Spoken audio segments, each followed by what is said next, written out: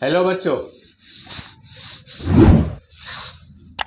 Geometry में 10th के geometry में थ्योरम का वीडियो बना रहे हैं। उसी क्रम में बढ़ते हुए आज हम बहुत ही इम्पोर्टेंट, जिसको के इम्पोर्टेंसी के लिस्ट में अगर रखा जाए तो टॉप पर रखा जाएगा, उस थ्योरम का नाम है पाइथागोरस प्रमेय।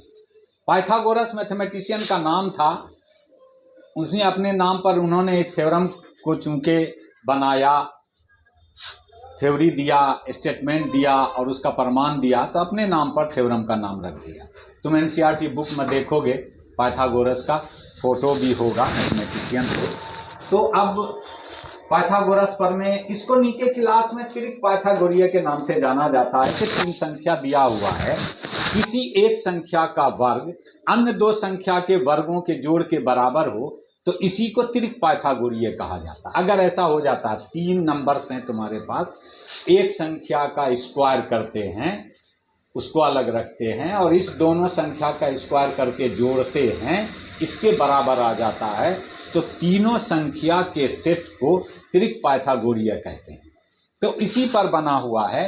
अब पहले भी तुम पढ़ चुके हो, एक फॉर्मूला पढ़ के आए होगे ट्रायंगल में कि समकोण त्रिभुज में कर्ण स्क्वायर बराबर लंब स्क्वायर जोड़ आधार स्क्वायर। कोई भी सर 10th क्लास से पहले इसको प्रूफ नहीं किए होंगे, प्रूफ यहां आके मिला। कहते होंगे फॉर्मूला है बेटा, याद कर लो, कर्ण स्क्वायर बराबर लंब स्क्वायर जोड़ आधार स्क्वायर। मतलब ये है कि इंग्लिश मीडियम वाले hypotenuse square is equal to P square plus B square, perpendicular square और बेस स्क्वायर या हाइपोटेनस स्क्वायर। इस तरह से नीचे क्लास से भी पढ़े होंगे। अब यहां इसका प्रमाण है, ज्योमेट्रिकल प्रूफ है, ज्यामिति में इसका प्रमाण है।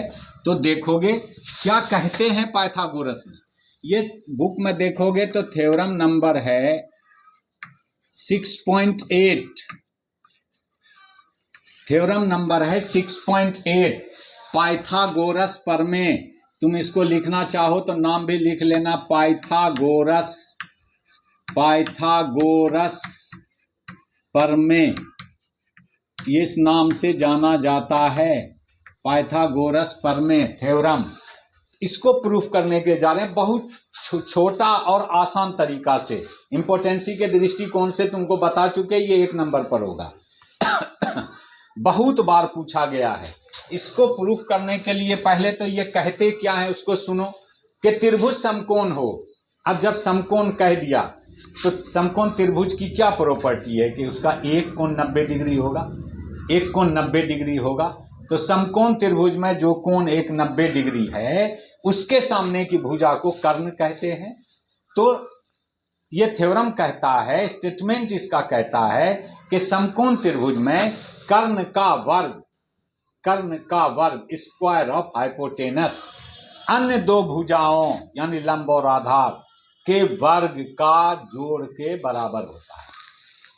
अन्य 2 भुजाओं के वर्गों के जोड़ के योग के बराबर होता है। क्या प्रूफ करना है कि समकोण त्रिभुज में कर्ण का वर्ग अन्य 2 भुजाओं के वर्गों के योग के बराबर होता है। यह कथन हो गया, स्टेटमेंट हो गया। इसी में लग जाएगा सिद्ध करें कि समकोण त्रिभुज में कर्ण का वर्ग अन्य 2 भुजाओं के वर्गों के योग के बराबर होता है। तो ये क्वेश्चन बन गया।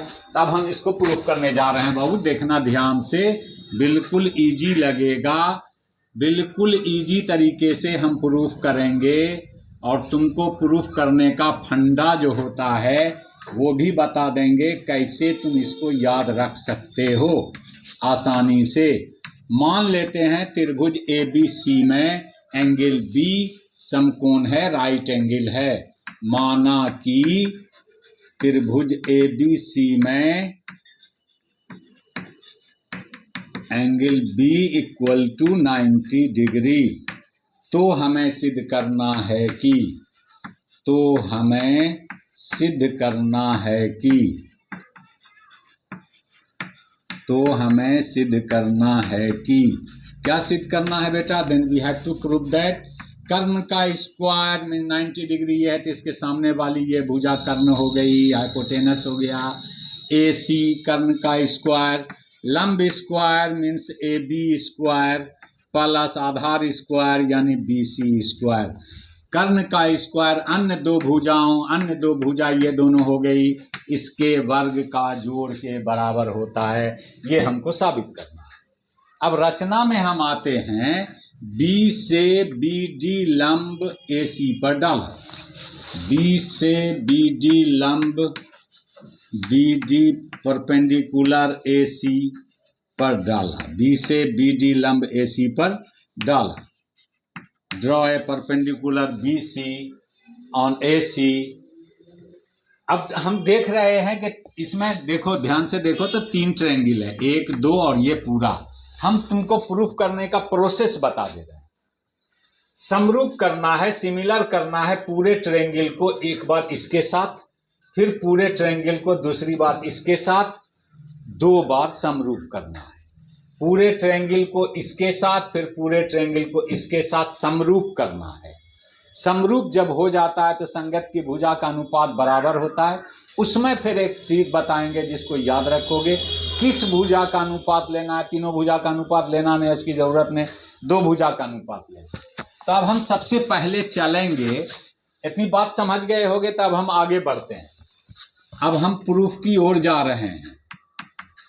ट्रायंगल ABC और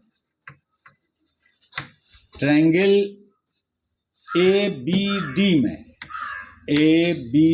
में इस दोनों ट्रायंगल में हम चलेंगे। तुम देखना क्या होता है। ABC पूरे में एंगल B जो है हमारा, जिसको हम लिखेंगे ABC, 90 डिग्री है, परपेंडिकुलर है। ये ABC परपेंडिकुलर है तो 90 डिग्री हुआ। ये भी हम लंब डाले हैं, परपेंडिकुलर है, तो angle ADB equal to 90 degree. एक एंगल बराबर दिखा दिए।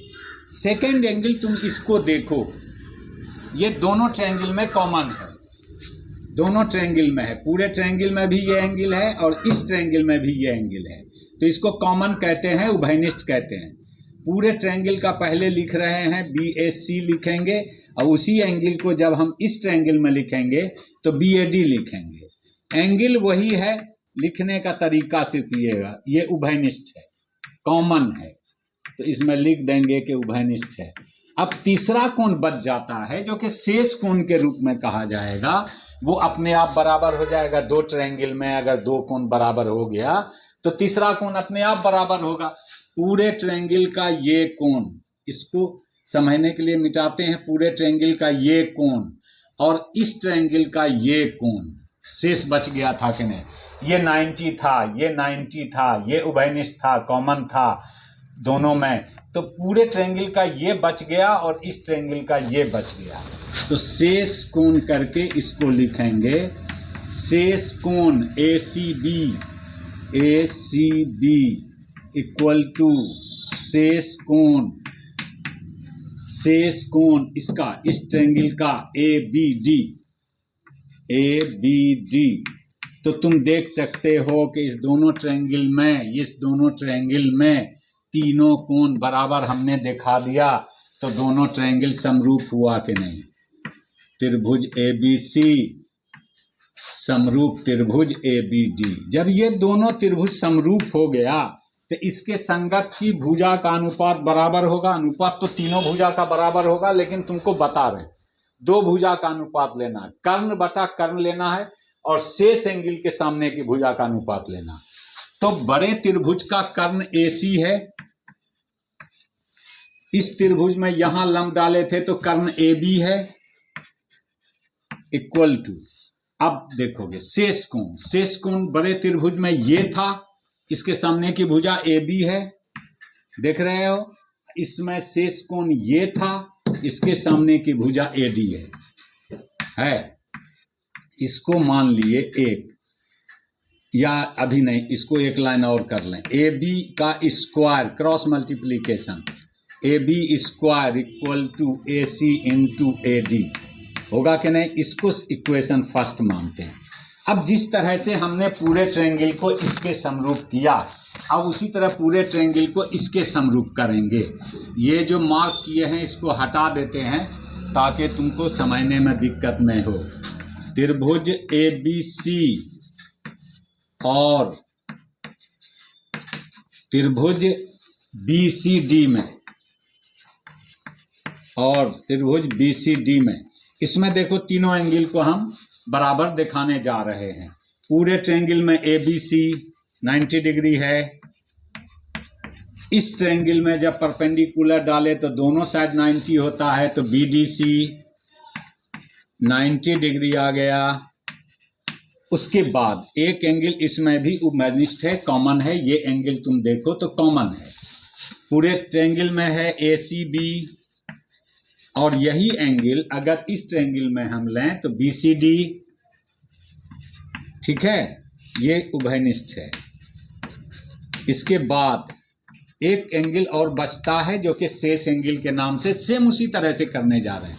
ये शेष एंगल बच गया, रेस्ट एंगल इसका, और ये बच गया इसका, तो इसको हम शेष एंगल के रूप में लिख दें कि तीसरा कोण खुद ब खुद बराबर होता ही है।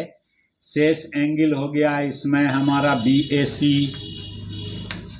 पूरे ट्रायंगल में, ABC ट्रायंगल में, और इस ट्रायंगल में BCD में शेष एंगल हो गया CBD,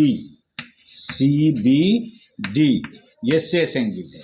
इसलिए दोनों त्रिभुज क्या हो गया, समरूप हो गया, ABC समरूप हो गया त्रिभुज BCD के। जब ये समरूप हो गया तो इसके संगत की भुजा का अनुपात फिर बराबर होगा।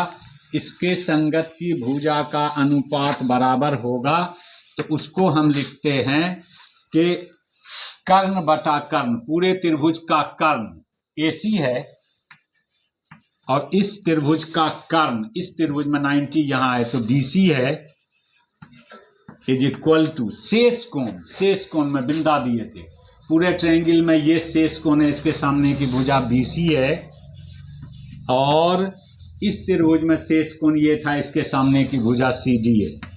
अब इसको हम क्रॉस मल्टीप्लीकेशन करें तो BC square equal to AC into CD, इसको मानेंगे इक्वेशन 2। यहाँ तक अगर समझ गए हो, कोई दिक्कत नहीं है, तो अब प्रूफ बस 2-4 लाइन में होने वाला है। क्लियर हो रहा होगा बच्चों, कहीं कोई दिक्कत होना नहीं चाहिए मेरे समझ से।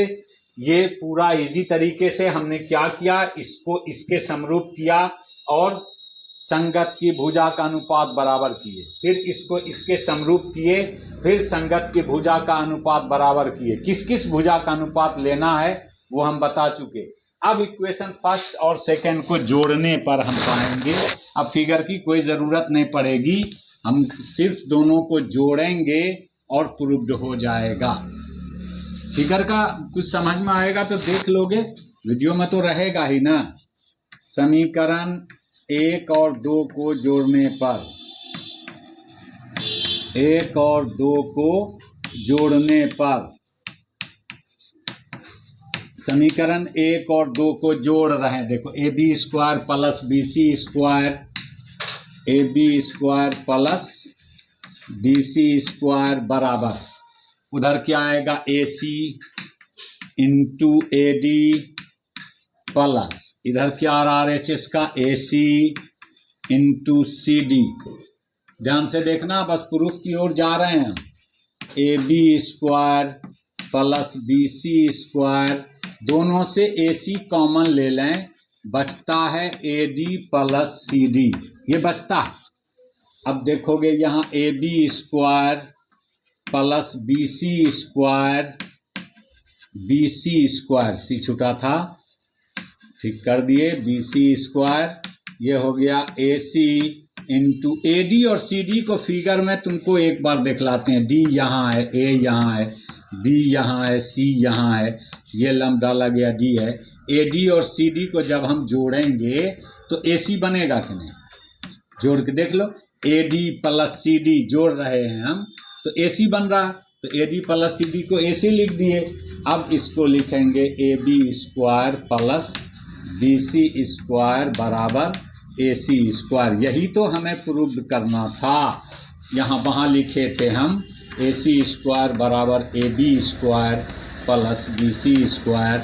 यानी कहने का अर्थ है कि समकोण त्रिभुज में कर्ण का वर्ग, इसका वर्ग, इस दोनों भुजा के वर्ग के योग के बराबर हमने साबित कर दिया।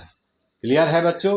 उम्मीद है क्लियर होगा। अगर कोई दिक्कत हो तो बिल्कुल कमेंट कर सकते हो, हम रिपीट कर देंगे, हम उसको क्लियर कर देंगे।